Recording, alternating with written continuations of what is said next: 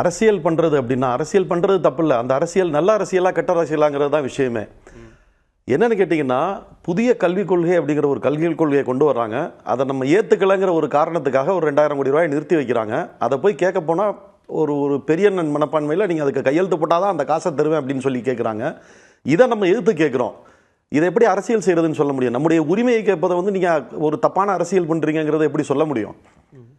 அதாவது என்னன்னு கேட்டிங்கன்னா, 2000 கோடியை தரலன்னு சொல்லி முதல்வர் சொல்லிட்டு இருக்கல, அவர் இன்னும் ஒரு திமிர் பேச்சு கூட அவர் அப்போ பேசினார். இது 2000 கோடி இல்லை, 5000 கோடிகிட்ட இருக்குது, 5000 கோடியும் வராது அப்படிங்கிறது தான் அவர் சொல்லக்கூடிய வாதமாக இருந்தது.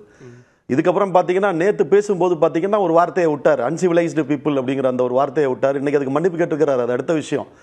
என்ன வேணா திட்டிட்டு யாரை வேணா மன்னிப்பு கேட்கலாமா? அதுவும் அப்படி ஒரு கேள்வியும் நமக்கு எழத்தான் செய்யுது.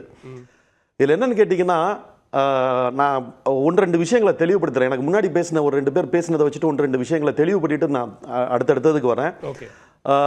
மரியாதைக்குரிய அண்ணன் தராசு ஷியாம் அவர்கள் பேசும்போது ஒரு தேசிய எழுச்சி தொடங்கிடுச்சு அப்படின்னு நான் நினைக்கிறேன் அப்படின்னு சொல்லி சொன்னார். அவர் சொன்ன அந்த வார்த்தை சில பேரால் தப்பாக கூட புரிஞ்சுக்க முடியுங்கிறதுனால அதுக்கு ஒரு சிறிய விளக்கமும் நான் தரத்துக்கு விரும்புகிறேன். ஏன்னா பிறகு பேசிய சகோதரர் ஆசீர்வாதமாச்சாரிய ரொம்ப சரியாக தப்பாக புரிஞ்சுக்கிட்டார் அதை. அதாவது தேசம்ங்கிறது வேற, தேசியம்ங்கிறது வேற. அதாவது தேசியம் அப்படின்னா என்னன்னு கேட்டீங்கன்னா, ஒரு குறிப்பிட்ட நிலப்பரப்பு, அங்கே வாழக்கூடிய ஒரு இனக்குழு, ஒரு மொழி பேசக்கூடியவர்கள், அதுதான் தேசியம். சரிங்களா? அப்போ தமிழ்ங்கிறது ஒரு தேசியம், மலையாளம்ங்கிறது அவங்க ஒரு தனி தேசியம், தெலுங்குங்கிறது ஒரு தனி தேசியம், இந்திய பேசக்கூடியவர்கள் அவங்களுக்கு தனி தேசியம்.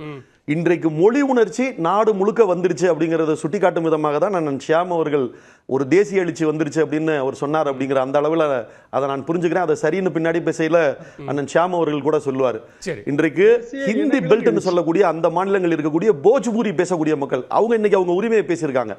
இன்றைக்கு சமூக வலைதளங்கள்ல ரொம்ப பரபரப்பாக அது போயிட்டு இருந்துச்சு. போஜ்பூரி பேசக்கூடிய மக்கள் அவங்க ஒரு மாநாட்டை போட்டு கிட்டத்தட்ட நம்முடைய மொழியை நம்ம இழந்திருக்கோம், இந்த இந்தி திணிப்பினால இதை நாம் இப்போது உணர்கிறோம், இனி வரும் தலைமுறைகள் இந்த மொழியை பேசணும்னு சொல்லி அந்த ஹிந்தி பெல்ட்டில் இருக்கக்கூடிய மொழி இருக்கவங்க கூட இன்றைக்கு அவர்களுடைய உரிமையை பேசக்கூடிய நிலை உருவாகி இருக்கின்றது. இதற்கு காரணமாக திமுக இருந்திருக்கின்றது. அதைத்தான் ஷியாம் அவர்கள் ஒரு தேசிய எழுச்சின்னு சொன்னாரு அப்படின்னு சொல்லி நான் புரிஞ்சுக்கிறேன்.